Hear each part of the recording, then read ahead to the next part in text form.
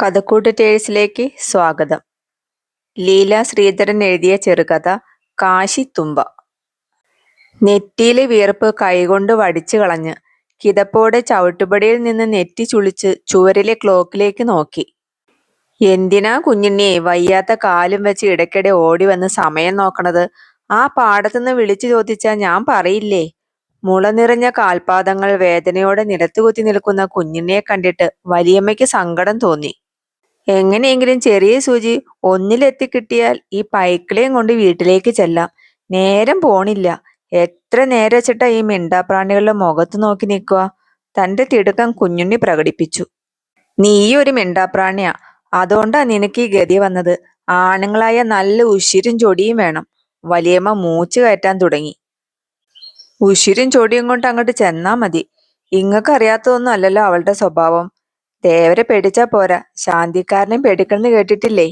അതാ അപ്പൊ എന്റെ സ്ഥിതി. തന്റെ മനോവേദനകളും വീർപ്പുമുട്ടലുകളും ഒന്നിറക്കി വെക്കാൻ ഒരു അത്താണി കിട്ടുമോ എന്നറിയാനായി ഒരു ശ്രമം നടത്തുകയാണ് കുഞ്ഞുണ്ണേട്ടൻ. അതെന്ത് സ്ഥിതി അങ്ങനെ ഒന്ന്? ടിവിയുടെ ശബ്ദം താഴ്ത്തി വെച്ച് വലിയമ്മ കഥയുടെ ചുരുൾ നിവരുന്നത് കേൾക്കാനായി കാത് കൂർപ്പിച്ചു. ഇതൊക്കെ തന്നെയല്ലേ ടിവിയിലും കാണുന്നതെന്ന് ഒരു വേള ചിന്തിക്കുകയും ചെയ്തു. ഒരു 5 മിനിറ്റ് നേരത്തെ ചെന്നാ തുടങ്ങും തള്ള ചൊറിയാൻ. മകളെക്കാളും ഭയങ്കരമായിട്ടാ തള്ളയുടെയും പുറപ്പാട്. രാവിലത്തെ വെള്ളച്ചോറ് തയ്ച്ചപ്പോ ഇങ്ങോട്ട് പോന്നു അല്ലേ എന്നാ ചോദ്യം. ഇന്നെപ്പോലെ തന്നെ ആ പൈക്കിളും വെയിൽ കൊണ്ട് തളർന്നിട്ടുണ്ടാവും. അതുകൊണ്ടാ ഞാൻ പോന്നത്. നിങ്ങൾക്കറിയാലോ, ഒന്നാന്തരം തറവാട്ടിലെ ആണൊരുത്തനല്ലേ ഞാൻ. വലിയമ്മയുടെ പ്രതികരണത്തിനായി ഒരിട ഒന്ന് നിർത്തി. വീണ്ടും തുടർന്നു. മറുപടി പറഞ്ഞാ ഇവിടെ ഒരു കൊലപാതകം നടക്കും. അതുകൊണ്ടാ ഞാൻ മിണ്ടാതിരിക്കണത്. ശ്വാസം മുട്ടൽ അടക്കാൻ ശ്രമിച്ചുകൊണ്ട് കുഞ്ഞുണ്ണി അഭിമാനത്തോടെ പറഞ്ഞു. ആരുടെ കൊലപാതകം? പുച്ഛത്തോടെയാണ് വലിയമ്മ ചോദിച്ചത്. എന്താ സംശയം? എന്റെ എന്നെ, അല്ലാതെ ആരുടെ? ഒട്ടൊരു ജാള്യതയോടെയാണ് കുഞ്ഞുണ്ണേട്ടൻ മറുപടി പറഞ്ഞത്. ഇത്ര പാവത്താനായൊരു മനുഷ്യൻ ഈ ദേശത്തില്ല. എങ്ങനെ ഇവന് ആ താടകയിൽ 2 മക്കൾ ജനിച്ചതാവോ? വലിയമ്മയ്ക്ക് വല്ലാത്ത സഹതാപം തോന്നി. സ്വന്തം മക്കൾക്ക് പോലും അച്ഛനെ വേണ്ട. ഒരു വാലിയക്കാരന് കൊടുക്കുന്ന സ്നേഹം പോലും സ്വന്തം വീട്ടിൽ കുഞ്ഞുണ്ണിക്ക് കിട്ടുന്നില്ല. വലിയമ്മ ഇങ്ങനെയൊക്കെ ഓർത്ത് നെടുവീർപ്പിട്ടു. എങ്കിലും പറഞ്ഞതിങ്ങനെയാണ്. നീ ഇങ്ങനെ വിഡ്ഢിത്തരവും പറഞ്ഞു നടന്നോ? ആണുങ്ങളുടെ കൈയിന്റെ ചൂടറിഞ്ഞാലേ ചില പെണ്ണുങ്ങൾ നിലയ്ക്ക് നിൽക്കൂ. പക്ഷെ ഒന്നുണ്ട്, നിർത്താൻ നിനക്ക് അറിയണം. 4 അങ്ങട് പൊട്ടിച്ചാ അവള് നേരെയാവും. അതിന് നിനക്ക് ചങ്കുറപ്പുണ്ടോ? വല്ലാത്തൊരു വെല്ലുവിളിയാണ് കുഞ്ഞുണ്ണിക്ക് നേരിടേണ്ടി വന്നത്.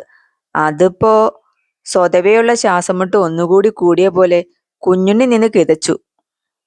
തുറന്നു പിടിച്ച വായിൽ നിന്ന് ഒഴുകി വരുന്ന തുപ്പൽ തുടച്ച് പതുക്കെ തിരിഞ്ഞു നടക്കുമ്പോൾ സ്വയം പിറുവിറുത്തു. ഉള്ള കഞ്ഞി മുട്ടിക്കണ്ട, വലിയമ്മയ്ക്ക് പറഞ്ഞാ മതി.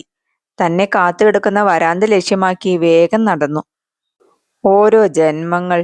വലിയമ്മ സ്വയം പിറുവിറുത്തുകൊണ്ട് കുഞ്ഞിനേട്ടൻ പോകുന്നതും നോക്കി നിന്നു. അയൽപക്കത്ത് സുഭദ്രയെ കല്യാണം കഴിച്ച് വന്നപ്പോൾ മുതൽ വലിയമ്മ എന്നാണ് തന്നെ വിളിച്ചത്. ഇപ്പോൾ ശരിക്കും കുഞ്ഞുണ്ണിയുടെ വലിയമ്മ തന്നെയായി മാറിയിരിക്കുന്നു. വലിയമ്മ അഭിമാനത്തോടെ ഓർത്തു. സുഭദ്ര പണ്ടേ ഒരു വഴക്കാളിയാണ്. നെറ്റി ചുളിച്ച് അതൃപ്തി പ്രകടിപ്പിച്ചുകൊണ്ടല്ലാതെ അവളെ കണ്ടതായ ഓർമ്മയില്ല. 4ാം ക്ലാസ്സിൽ പഠിപ്പ് നിർത്തിയ ശേഷം നേരെ പാടത്തേക്ക് ഇറങ്ങിയതാണ്. ക്രമേണ ഒന്നാന്തരം പുറംപണിക്കാരിയായി. കൊയ്ത്തും മെതിയും ഇല്ലാത്ത കാലത്ത് കല്ല് ചുമക്കാനും നെൽച്ചാക്കുകൾ ചുമന്ന് നെല്ല് കുത്തുന്ന മില്ലിലേക്കും പോയി. ക്ഷീണിച്ച് തളർന്ന് പണി മാറ്റി വന്നാൽ അടുപ്പിനരികിലെ ചൂടേറ്റ് അത്താഴമൊരുക്കി. കുടുംബഭാരവും ജോലിഭാരവും നടുമാത്രമല്ല, മനസ്സും തകർത്തുകൊണ്ടിരുന്നു. ഇതിനിടയിൽ എപ്പോഴോ അവൾ പോലും അറിയാതെ മനസ്സിന്റെ ലോലതലങ്ങളിൽ പേരറിയാത്ത ഒരു വികാരത്തിന്റെ മിന്നലാട്ടം അനുഭവപ്പെടാൻ തുടങ്ങിയിരുന്നു. കുളി കഴിഞ്ഞ് പോകുന്ന വഴിയിൽ അവളെ പിന്തുടരുന്ന നിഴൽ തിരിച്ചറിയാൻ വല്ലാത്ത വെമ്പൽ. തിരിച്ചറിഞ്ഞപ്പോൾ തട്ടി നീക്കാനാവാതെ സ്വയം നെയ്ത വലയിൽ കുരുങ്ങിയ എട്ടുകാലിയെപ്പോലെയായി. കൊയ്ത്തരിവാളും കല്ലും പിടിച്ച് തഴമ്പു വന്ന കൈത്തലങ്ങൾ പുരുഷസ്പർശമേറ്റ് മൃദുവായി. മനസ്സ് ആർദ്രമായി. ഇടവഴിയിലെ സന്ധ്യാസമയത്തെ സമാഗമങ്ങൾ നാട്ടിൽ പാട്ടായി. തലയും നട്ടലും നിവർത്തി പിടിക്കാനുള്ളതാണെന്ന അഭിപ്രായക്കാരനായിരുന്നു സുഭദ്രയുടെ കൂട്ടുകാരൻ. സമ്പന്ന കുടുംബത്തിലേക്ക് വധുവായി കയറി ചെല്ലുന്നതിനെ കുറിച്ച് ഏറെ സ്വപ്നങ്ങൾ നെയ്തുകൂട്ടി. കൊയ്ത്ത് നടക്കുന്ന പാടവരമ്പത്തുകൂടെ സായാഹ്ന സവാരിക്കിറങ്ങുന്ന തന്റെ പുരുഷനെ നോക്കി അവൾ പരിസരം മറന്നു നിന്നു. മകരക്കൊയ്ത്തും കൂടി കഴിഞ്ഞാൽ അവളെ ഇനി പാടത്തേക്ക് ഇറക്കില്ല എന്ന ഉറച്ച തീരുമാനമെടുത്തിരുന്നു അയാൾ. ഇടവഴിയിലെ ഒളിഞ്ഞും മറഞ്ഞുമുള്ള പ്രേമരംഗങ്ങൾ കാണാനിടയായ സ്കൂൾ കുട്ടികൾ ഈ രംഗങ്ങൾ സ്വന്തം വീടുകളിലും കുളക്കടവിലും അരങ്ങേറി കാണിച്ചു. കാട്ടുതീ പോലെ വാർത്ത പരന്നതോടെ ഉഗ്രപ്രതാപികളായ അയാളുടെ അമ്മാവന്മാർ മരുമകന്റെ കല്യാണം ഒരാഴ്ചയ്ക്കുള്ളിൽ നടത്തി പ്രതാപം ഒന്നുകൂടി ഉയർത്തി. തൊഴിലാളികൾ സുഭദ്രയെ സഹായിക്കാൻ പല വിധത്തിലും തയ്യാറായി. ഒരു ഗർഭസത്യാഗ്രഹം സംഘടിപ്പിച്ച് അഭിമാനികളായ അമ്മാവന്മാരെ തോൽപ്പിക്കാൻ വരെ അവർ തയ്യാറായി. എന്തുകൊണ്ടോ സുഭദ്ര അതിന് വഴങ്ങിയില്ല. ചക്കാട്ടുന്ന കാളയെപ്പോലെ വീണ്ടും കുടുംബഭാരം വലിച്ച് ദുഃഖങ്ങൾ മൂടാൻ ശ്രമിച്ചു. അനിയത്തിമാരുടെയും അനിയന്റെയും കല്യാണങ്ങൾ നടത്തി കടക്കണിയിൽ മുങ്ങിത്താണു. ആരോടൊക്കെയോ പകരം വീട്ടുന്ന ഒരു വാശിയായിരുന്നു അവൾക്ക്. 40നോടടുക്കാറായപ്പോഴാണ് ചുവന്നു തുടുത്ത കുഞ്ഞിനുടെ കല്യാണാലോചന വന്നത്. സുഭദ്രയ്ക്ക് കൂടുതലൊന്നും ആലോചിക്കാനുണ്ടായിരുന്നില്ല. കൊതിച്ചത് കിട്ടിയില്ലെങ്കിൽ വിധിച്ചതാകട്ടെ എന്ന് കരുതിയിട്ടുണ്ടാവും. മൃദുല വികാരങ്ങളെല്ലാം എന്നോ അവൾ മറന്നു കഴിഞ്ഞിരുന്നല്ലോ. കല്യാണം കഴിഞ്ഞ് 4-ാം പക്കം കുഞ്ഞുണ്ണി സേലത്തെ ചായക്കടയിലേക്ക് പോയി. ചായക്കടയിലെ തിരക്കിനെപ്പറ്റിയും താൻ ചായ കൂട്ടിയാലേ മുതലാളിക്ക് തൃപ്തിയാകൂ എന്നും അഭിമാനത്തോടെ പുതിയ ബന്ധുക്കളെ അറിയിക്കാൻ മറന്നില്ല. സ്വതവേ ലോകത്തോട് മുഴുവൻ പുച്ഛരസം മാത്രമുള്ള സുഭദ്രയുടെ ചുണ്ടുകൾ ഒന്നുകൂടി കോടി. എങ്കിലും മാസാമാസം വരുന്ന മണി ഓർഡറും ഇടയ്ക്ക് ഓരോ കത്തുമായി പോസ്റ്റ്മാൻ സുഭദ്രയെ തേടി വന്നു. കത്ത് വായിക്കാൻ അനിയത്തിമാർ സഹായിച്ചു എന്നത് സുഭദ്രയുടെ അറിവുകേട് കൊണ്ടോ എന്ന് ആരും അന്വേഷിച്ചില്ല. അക്ഷരത്തെറ്റുള്ള കത്തിനേക്കാൾ ഉപരി മണി ഓർഡർ ഒപ്പിട്ട് വാങ്ങാനാണ് സുഭദ്രയ്ക്ക് ഏറെ താല്പര്യമെന്ന് പോസ്റ്റ്മാൻ നാട്ടിൽ പറഞ്ഞു നടന്നു. ഒരിക്കൽ ഇല്ലന്റ് ക്ഷാമം കൊണ്ടോ എന്തോ പോസ്റ്റ് കാർഡിലാണ് സേലത്ത് നിന്ന് കത്ത് വന്നത്. ഈ കാർഡിലെ എഴുത്ത് തീരെ അപ്രത്യക്ഷമായിരിക്കും എന്ന വരി കുറെ കാലം കുട്ടികൾ പറഞ്ഞു കളിയാക്കി. അപ്രതീക്ഷിതം എന്ന വാക്കൊക്കെ എന്തിനാ കുഞ്ഞിനേട്ടാ വള്ളിയും പുള്ളിയും തെറ്റിച്ചെഴുതാൻ പോയത്? ദയിക്കണ വാക്കുകൾ ഇഷ്ടം പോലെ ഇല്ലേ മലയാളത്തില്? സ്കൂൾ മാഷായ അനിയത്തിയുടെ ഭർത്താവ് ചോദിച്ചു. ഇതെല്ലാം കഴിഞ്ഞ് വർഷങ്ങളേറെ ആയിരിക്കുന്നു. തീ ഊതിയും ചായ കൂട്ടിയും വയ്യാതായപ്പോഴാണ് നാട്ടിലേക്ക് മടങ്ങിപ്പോന്നത്. അന്യനാട്ടിലെ കുറെ കാലം കഴിയുമ്പോൾ നമ്മുടെ നാട്ടിൻപുറത്തെത്താൻ വല്ലാതെ മോഹാവും അല്ലേ രമേ? കൽക്കത്തയിൽ നിന്നും നാട്ടിൽ വന്ന് സ്ഥിരതാമസമാക്കിയ വലിയമ്മയുടെ മകൾ രമയുടെ കൂട്ടുപിടിച്ചായിരുന്നു പിന്നീട് കുറെ കാലം സംസാരിച്ചിരുന്നത്. രമയ്ക്കും കുഞ്ഞിനേട്ടനെ വലിയ ഇഷ്ടമാണ്. ഇഷ്ടമോ സഹാനുഭൂതിയോ എന്താണെന്നറിയില്ല. ഇടയ്ക്കിടെ അടുത്ത് ചെല്ലും, ദുഃഖങ്ങളും പരിഭവങ്ങളും രമയോട് പറയും. ഇടയ്ക്ക് ധാരാളം തമാശകൾ പറഞ്ഞ് രണ്ടുപേരും പൊട്ടിച്ചിരിക്കും. എന്നോട് ഇടയ്ക്കൊന്ന് മിണ്ടുകയും പറയുകയും ചെയ്യുമ്പോഴാ എനിക്ക് ഞാനൊരു മനുഷ്യനാണെന്ന് ബോധ്യമാവുക. ഇടയ്ക്കൊരിക്കൽ പറയുകയുണ്ടായി. ഒരു സന്ധ്യയ്ക്ക് ബക്കറ്റ് നിറയെ അലക്കാനുള്ള തുണിയുമായി കുളക്കരയിലെത്തിയ കുഞ്ഞുണ്ണി പതിവിലും ദുഃഖിതനായിരുന്നു. ഇതൊക്കെ ഭാര്യ ചെയ്തു തരേണ്ട ജോലിയല്ലേ? സുഭദ്രയോട് പറയാമായിരുന്നില്ലേ അലക്കിത്തരാൻ? വിഷമത്തോടെ രമ ചോദിച്ചു. ഈ കാലത്തിനിടയ്ക്ക് അങ്ങനൊരു കാര്യം ഉണ്ടായിട്ടില്ല.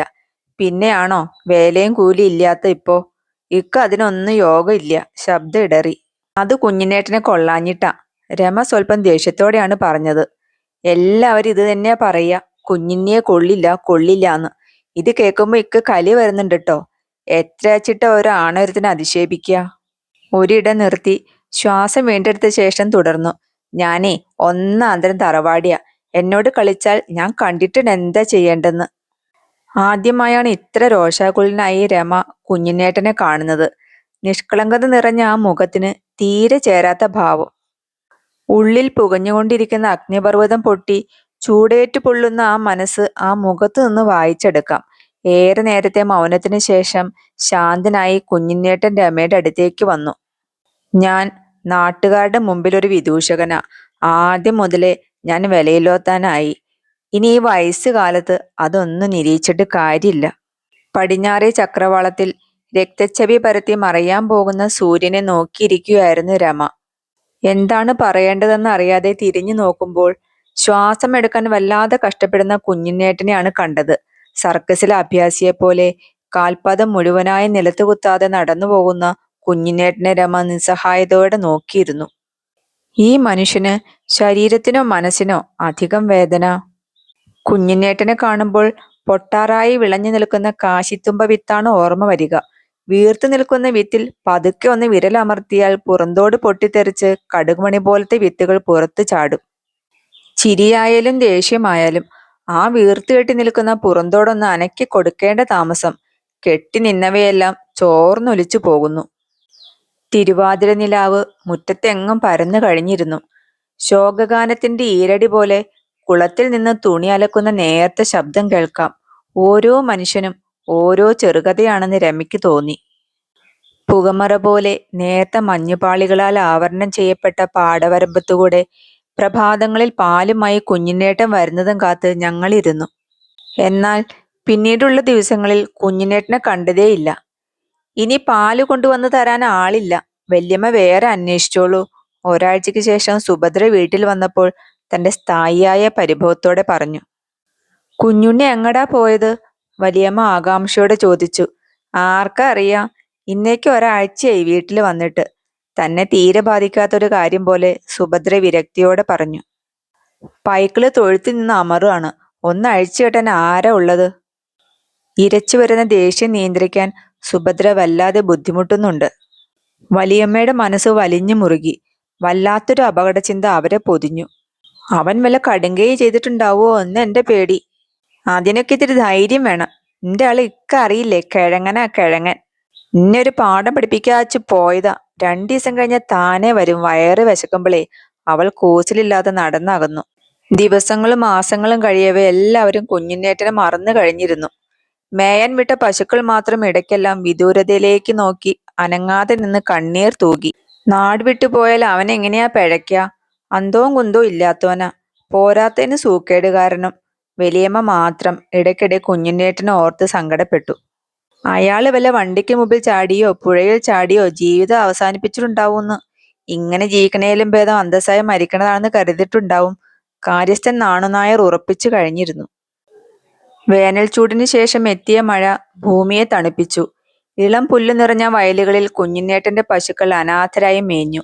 വൈകുന്നേരങ്ങളിൽ തനിയെ സ്വന്തം തൊഴുത്തിൽ ചെന്ന് കയറി. സ്വന്തം ജീവിതത്തിൽ കൈവിട്ടുപോയ താളം പശുക്കളിൽ പകർന്നു നൽകിയതാവും. കാലം ആർക്കു വേണ്ടിയും കാത്തു നിൽക്കാറില്ല എന്ന പ്രകൃതി നിയമം ഇവിടെയും പ്രാവർത്തികമായി. വലിയമ്മയുടെ ആത്മകഥകളിൽ മാത്രം പണ്ട് കുഞ്ഞുണ്ണിയുള്ളപ്പോൾ എന്ന് ചിലപ്പോൾ കേൾക്കാം. നിവർത്തി പിടിച്ച കത്തുമായി രമ ഇരിക്കാൻ തുടങ്ങിയിട്ട് നേരമേറെയായി. ഒരിക്കൽ കൂടി വികൃതമായ കൈപ്പടയിലൂടെ കണ്ണോടിച്ചു. സ്നേഹം നിറഞ്ഞ രമക്കുട്ടിക്ക് കുഞ്ഞുണ്ണേട്ടൻ എഴുതുന്നത്. എന്തെന്നാൽ ഞാൻ ഇനി നാട്ടിലേക്കില്ല. കൊല്ലങ്ങൾക്ക് മുമ്പ് ഉപേക്ഷിച്ചു പോന്ന സേലത്തേക്ക് തന്നെ പോന്നു. കാലം കഴിഞ്ഞ സ്ഥലമല്ലേ. ഇവിടെ പഴയ ചില വേരുകളൊക്കെ ഉണ്ട്. നിന്നോട് പറയാത്ത ഒരു രഹസ്യം കൂടിയുണ്ട്. താലി കെട്ടാത്ത ഒരു ഭാര്യയും മകളും എനിക്കിവിടെയുണ്ട്. തമിഴ്ത്തിയാണെങ്കിലും സ്നേഹമുള്ളോളാ. ഇത്രയും കാലം ഹോട്ടലിൽ പാത്രം കഴുകി എൻ്റെ മകളെ വളർത്തിയവളാണ്. വയസ്സുകാലത്ത് കടവുൾ വീണ്ടും ചേർത്ത് വെച്ചതാണ് ഞങ്ങളെ എന്നാണ് അവൾ കരുതുന്നത്. ഇനി അപ്പയെ എങ്ങോട്ടും വിടില്ല എന്നാണ് മകൾ പറയുന്നത്. വല്യമ്മയോട് പറയണം കുഞ്ഞുണ്ണി ഇപ്പോൾ തൻ്റെ ഇടമുള്ള ആണായാണ് കഴിയുന്നതെന്ന് എന്ന് സ്വന്തം കുഞ്ഞുണ്ണേട്ടൻ. അടിയിൽ ഷൂ എന്നെഴുതി ഒരു വരയും വരച്ചിരിക്കുന്നു. പുറമ്പോക്കിൽ പൂത്തുലഞ്ഞു നിൽക്കുന്ന കാശിത്തുമ്പ ചെടിയായിരുന്നു അപ്പോൾ രമയുടെ മനസ്സിൽ. മണമില്ലാത്ത വർണ്ണരാജികളിൽ ജ്വലിച്ചു നിൽക്കുന്ന കാശിത്തുമ്പ.